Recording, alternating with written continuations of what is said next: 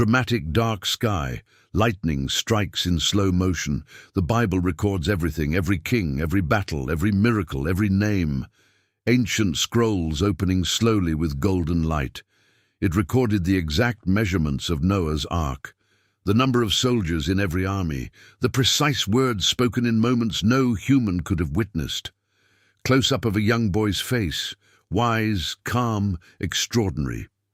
But when it comes to Jesus, the most important person in all of human history, the Bible goes completely silent for 18 years. A massive ancient temple, golden pillars, torches burning, scholars looking stunned, leaning forward, listening. We see him at 12, standing in the temple in Jerusalem, surrounded by the greatest teachers of the law, not asking questions like a curious child, giving answers that left grown men speechless. His parents rush in, breathless, searching through the crowd. His parents had been looking for him for 3 days, and they found him there, teaching. Mary grabs Jesus by the shoulders, tears in her eyes. Mary said, "Son, why have you treated us like this? Your father and I have been anxiously searching for you." Jesus looks at her, calm, certain beyond his years. And he answered, "Why were you searching for me? Didn't you know I had to be in my Father's house?" The camera slowly pulls back from the temple into darkness, and then silence. The Bible closes the chapter and doesn't open it again for 18 years. Black screen, a single number appears, 18. 18 years, no stories, no miracles, no teachings, nothing. A dusty road stretching into the horizon at golden hour. What was he doing? Where did he go? What happened during those 18 silent years? Camera slowly moves through an ancient village, people working, children running. Today, most people assume he simply lived a quiet life in Nazareth, working as a carpenter, waiting. And maybe that's exactly what happened, but the Bible gives us 3 things that almost nobody connects to those missing years. 3 facts, hidden in plain sight, that completely changed the way you understand those 18 years. Ancient map of Israel, Nazareth marked with a glowing dot. A bustling ancient trade route, merchants, soldiers, travelers. The first fact is this: Nazareth was not a quiet place to disappear. In the time of Jesus, Nazareth sat directly on one of the most traveled trade routes in the entire Roman Empire. People from Egypt, Greece, Persia, Rome, they all passed through this region. Ideas, philosophies, religions, everything moved through these roads. Young Jesus watching travelers pass by from the doorway of a workshop, close-up of his eyes, observing everything. Jesus wasn't hidden in a remote desert. He was in the middle of the world. Watching, learning, preparing, every person who passed, every story they carried, every question they asked. He absorbed it all. A carpenter's workshop, sawdust in golden light, tools hanging on the wall. And here's what almost no one mentions. The Greek word used for Jesus's profession is tekton. We translate it as carpenter, but that word meant much more in first-century Israel. Hands building a stone structure, cutting beams, laying foundations. A tekton wasn't someone who made furniture. A tekton was a craftsman, someone who built houses, bridges, public structures, someone who traveled to where the work was. Young Jesus walking with tools on his back toward a construction site. A crowded ancient city, diverse faces, languages, cultures, which means during those 18 years, Jesus may have traveled extensively across the region, to cities, to villages, to places where different people lived. He would have worked alongside Romans, Greeks, Samaritans, people his own culture considered outsiders. Jesus speaking to a Samaritan woman at a well, calm, respectful, a crowd of diverse people listening. And that explains something about his ministry that always puzzled people.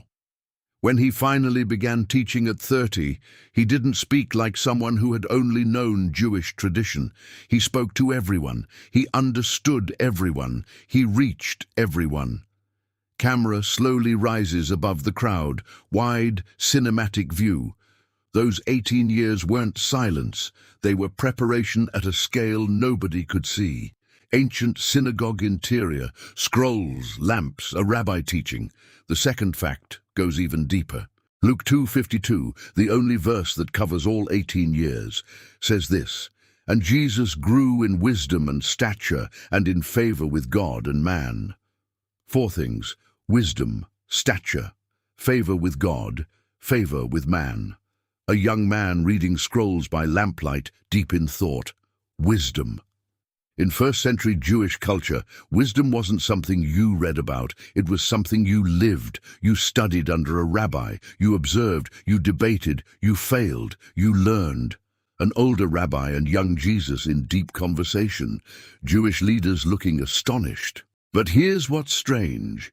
Jesus never had a rabbi.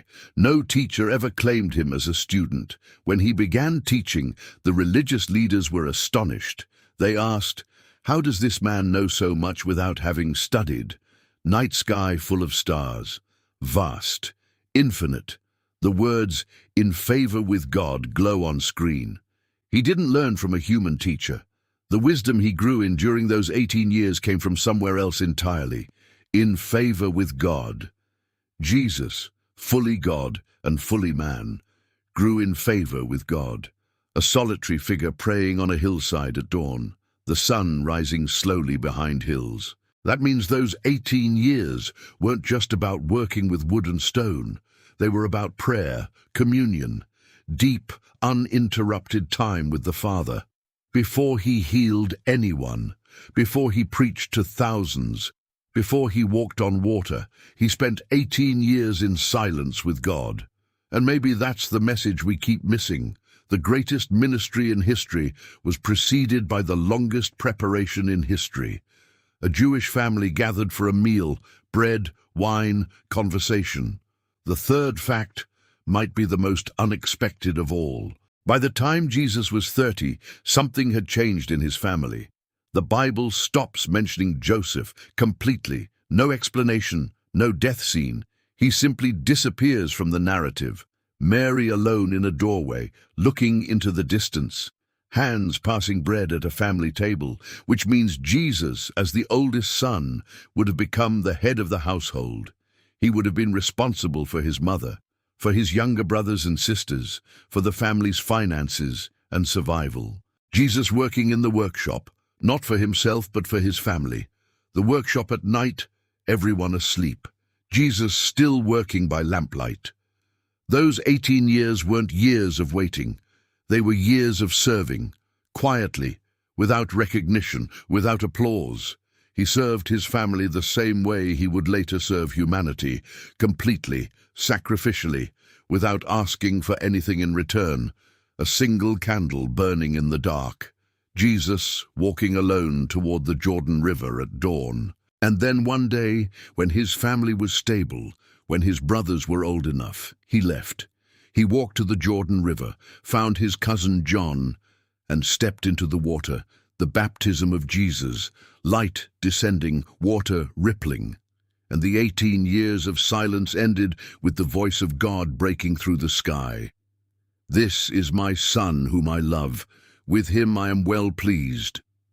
The camera pulls back slowly, back to the carpenter's workshop, simple, humble, faithful. Well pleased, not because he had performed miracles, not because he had preached to thousands, but because for 18 years, in a small town that nobody cared about, he had been faithful, in the ordinary, in the invisible, in the silent. Camera slowly moves toward the viewer, intimate, direct. A person sitting alone in a quiet room, looking out a window. And here's what I need you to hear today. You might be in your own silent years right now, years that feel like nothing is happening, years where you feel invisible. You're working, you're faithful, but nothing seems to be moving. No recognition, no breakthrough, just ordinary days. Sunlight slowly filling the room, roots of a tree growing deep underground, invisible, powerful. But if Jesus, the Son of God, spent 18 years in preparation before his purpose was revealed, then your silence is not abandonment. Your silence is preparation. What God is building in you during the quiet years is the foundation that will hold everything that comes next. The tree above ground, tall, strong, unmovable.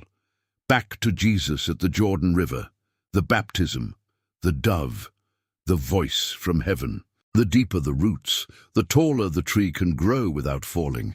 Jesus didn't begin his ministry at 12, when he already astonished the teachers. He waited 18 more years.